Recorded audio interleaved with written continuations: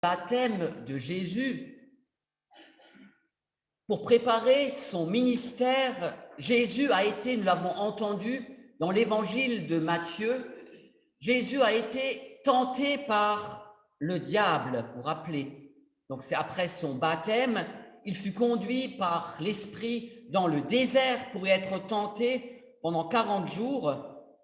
Et là, le diable s'approche de lui, nous connaissons ses tentations. Si tu es le Fils de Dieu, ordonne que ces pierres deviennent des pains. Après, le diable l'emmène sur une grande tour, sur le haut du temple, et lui dit, tu peux te jeter en bas, il ne t'arrivera rien, les anges te porteront. Et après, le diable l'emmène encore sur une haute montagne et lui dit, toutes ces richesses que tu vois, je te les donnerai si tu m'adores. Et chaque fois, Jésus contrecarre le diable avec ses paroles, les paroles de Dieu, justement, tu adoreras le Seigneur, lui seul. Jésus connaît effectivement nos situations, Jésus connaît nos tentations, il est passé par là. Jésus a aussi connu les moqueries, les trahisons, la mort. Jésus a été tenté comme nous, dit la parole de Dieu. Il peut nous comprendre et nous aider dans nos situations. Alors là, dans ce récit, rappelez-vous, si vous avez bien fait attention, combien de fois Jésus est-il tenté au désert? Est-ce que quelqu'un peut me dire combien de fois il a été tenté au désert, si vous avez bien fait attention? Est-ce que vous vous rappelez? Alors tout le monde, effectivement, on pense 3 fois, mais si on relit bien le texte, il est dit, il a été tenté pendant les 40 jours au désert. C'est pendant les 40 jours, effectivement, après avoir jeûné, il fut tenté par le diable, après avoir jeûné 40 jours et 40 nuits.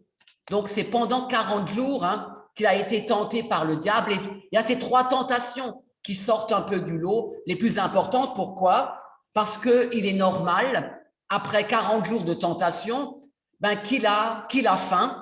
Et la première tentation est bien sûr, tu peux transformer ces pierres en pain. Donc Jésus a faim. Le diable lui propose de changer des pierres en pain. Mais Jésus esquive, on connaît ces paroles, le pain n'est pas la seule nourriture nécessaire à l'être humain. C'est l'homme vivra aussi de la parole de Dieu, ce qui est important. Après, le diable prend autre chose, essaye d'autre chose. Cela n'intéresse pas Jésus, l'autorité, non. Jésus ne veut pas être autoritaire, dominer le monde. Rien, ce que propose le diable ne séduit Jésus. De chaque tentation, Jésus sort victorieux. Et comment en sort-il victorieux? C'est intéressant quand on relit ce passage. Tout simplement, il se contente, il cite les Écritures.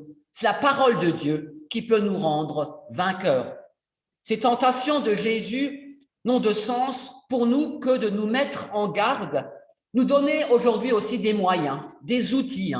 En ce temps de carême, Dieu nous donne des outils pour ne pas succomber, par exemple, aux tentations, ou plutôt nous donne des outils. Il veut que nous nous mettions durant ce temps de carême vraiment à l'écoute de la parole. Cette parole, elle est dans la Bible. Cette parole, elle est dans la Bible et cette parole attend d'être découverte. Il suffit d'ouvrir la Bible. C'est une parole entendue, reçue, une parole aimée au détour des pages, à travers des mots, des histoires, des poèmes, des psaumes, des promesses qu'on peut trouver dans la Bible. Et cette parole, c'est tout d'abord aussi l'annonce d'une bonne nouvelle. L'annonce d'une bonne nouvelle qui concerne notre vie. Nous avons besoin de cette bonne nouvelle aujourd'hui.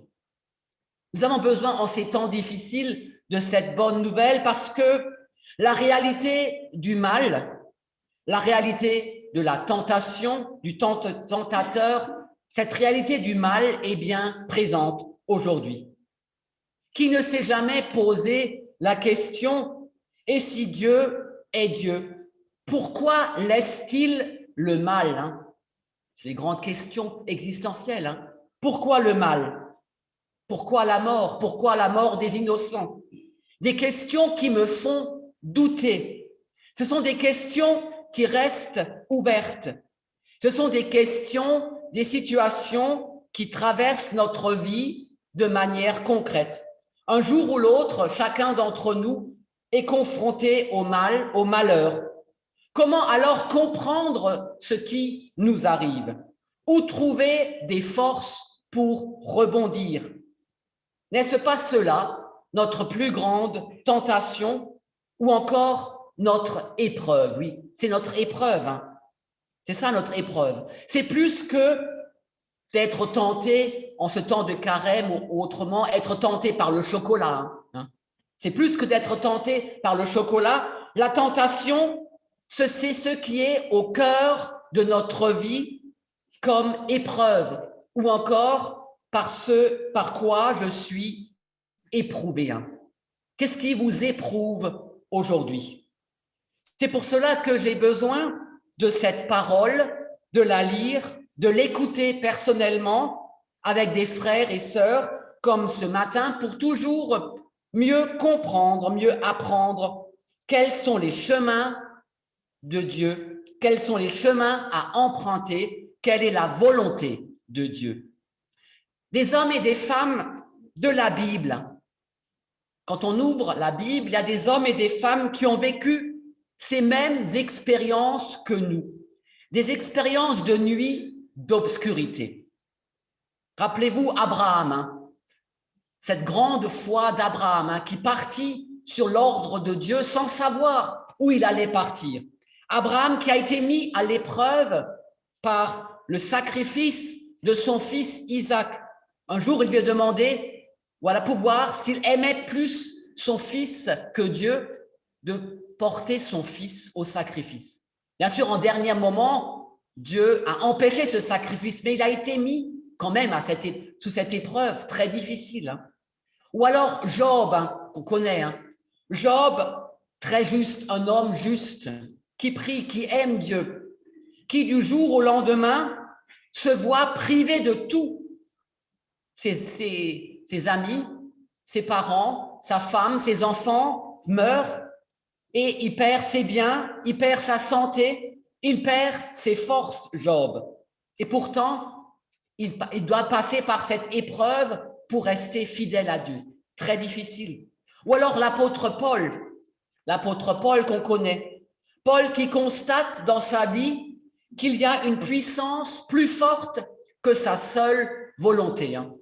Paul, le grand combatteur de la foi, Paul qui dit « Je fais ce que je ne veux pas et je ne fais pas le bien que je veux. Hein. » Il fait ce qu'il ne veut pas et le bien qu'il voudrait faire, il ne le fait pas. Hein.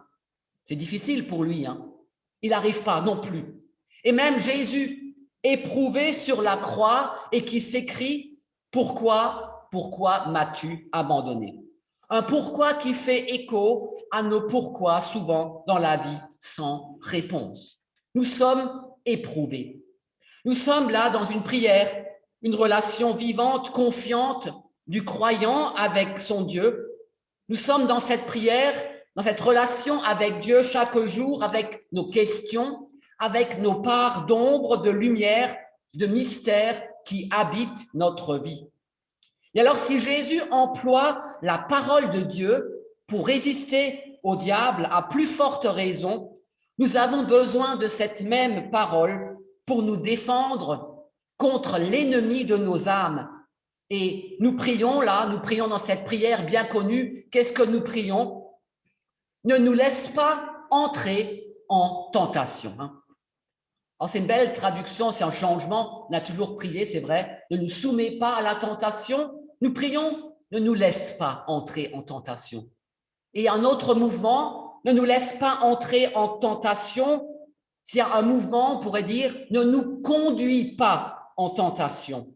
C'est un verbe qui donne l'idée d'un mouvement, un déplacement, qui fait place ainsi à cette attirance de l'être humain pour ce qui va le dominer, le détourner de son chemin habituel. Dans la vie, parfois, le chemin, nous sommes toujours en mouvement Et sur ce chemin, parfois, il y a quelque chose qui nous conduit dans notre vie à nous détourner du bon chemin. Ça arrive de nous détourner de Dieu. Combien de fois nous sommes-nous détournés de Dieu dans notre vie actuelle par nos doutes, par nos questions? C'est normal. C'est pour ça qu'on prie, ne nous conduis pas, ne nous laisse pas entrer en tentation, ne nous conduis pas dans le détournement, on peut dire.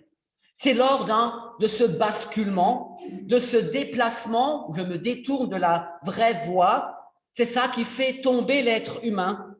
Et c'est là que nous demandons précisément à Dieu sa force, sa présence et vraiment des forces pour tenir bon, pour faire face, pour ne pas être abattu, écrasé par les événements. Ne nous laisse pas entrer en tentation. Alors, c'est important. Je ne demande pas à Dieu de nous épargner des épreuves.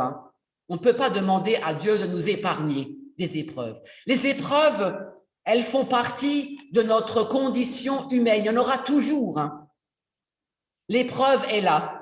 L'épreuve, c'est la confrontation au mal, au malheur. La vie du croyant, ce n'est pas d'être épargné. Nous sommes chaque fois confrontés à notre, on peut dire ça, à notre finitude ou encore à notre humanité. À notre humanité. Voilà, ça fait mal. Ça fait mal. Jésus lui-même a connu cette tentation. Il a passé par cette confrontation. Il a connu cette condition humaine. Mais dans ces moments-là où ça fait mal, où nous ressentons le malheur, que nous restions quand même dans ce chemin où notre regard est fixé sur Dieu, qui nous habite par son esprit, par sa force pour nous rendre dans ces moments-là où le malheur nous touche fort, résistant pour tout en connaissant cette tentation de nous détourner de Dieu pour ne pas plier. Et Jésus, justement, il a mené ce combat au désert face à ces tentations qui voulaient précisément le détourner de Dieu, son Père. Il tient bon, il résiste, il fait face. Avec nous, Jésus combat, résiste. Il nous fait tenir debout. Et c'est cela l'enjeu. Aujourd'hui, c'est justement combien d'hommes et de femmes précisément face au malheur, face aux questions, quand on voit la difficulté dans le monde, on se détourne de Dieu. Non, c'est pas possible. Dieu n'existe pas. Alors la tentation, justement, cette grande tentation, elle n'est pas réduite. On ne peut pas réduire cette tentation aux tentations morales et alimentaires que nous pourrions connaître. Bien sûr, la tentation morale, alimentaire, le chocolat, l'alcool, la tentation morale. Là, je vois que de belles jeunes femmes devant moi là, ce matin, et je suis tenté. Tentation morale, tentation alimentaire. Je vais rentrer, voilà, je vais manger du chocolat. Non, il s'agit bien c'est aussi des tentations, bien sûr, ces petites tentations de tous les jours.